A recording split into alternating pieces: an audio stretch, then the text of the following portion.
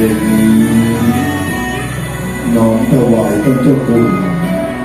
พระธรรมวชิรวิมลและน้องปู่ชาคุณแม่บุญเรือนโตบุญเติม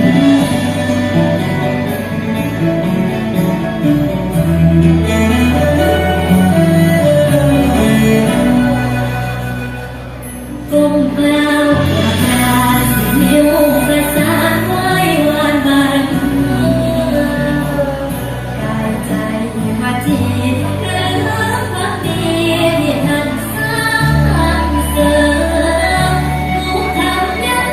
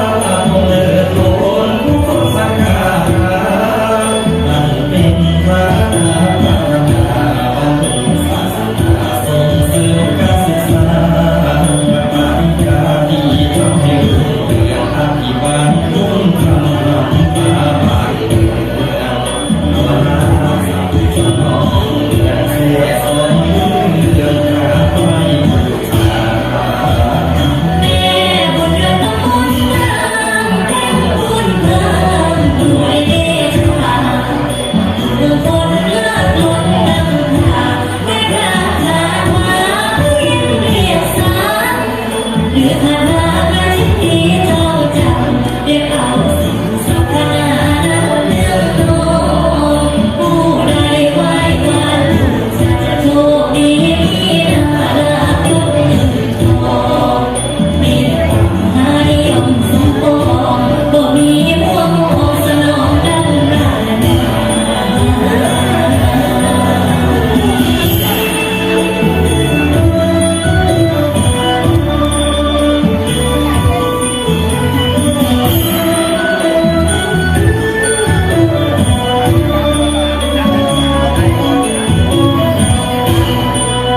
บารมีแม่รุ่งเรืองเสมือนดังโมแก้วทองคำโปรดฟังไว้ไว้ป้องกันวันพยันอะไรเราไม่อยากให้หวังให้คนดีปัดเป่าเห็นสิ้นสายสักโลกสลายห่างไกลที่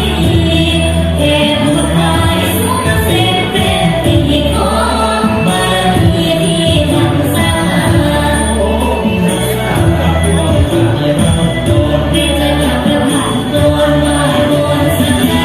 เอ็นวันมาสุพรรณทราหูเพียนบรมวนเลิศวันเสื่อมใส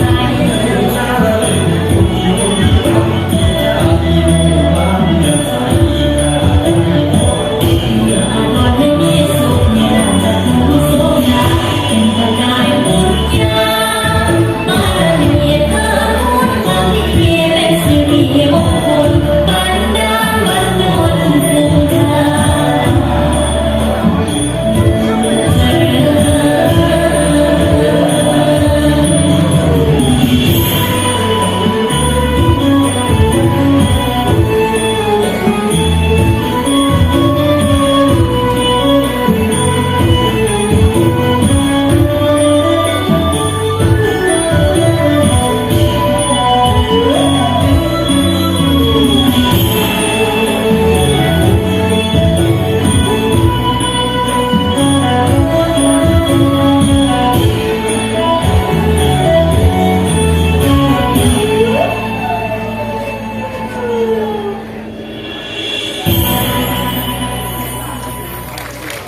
ครับผมขอเสียงปรบมือ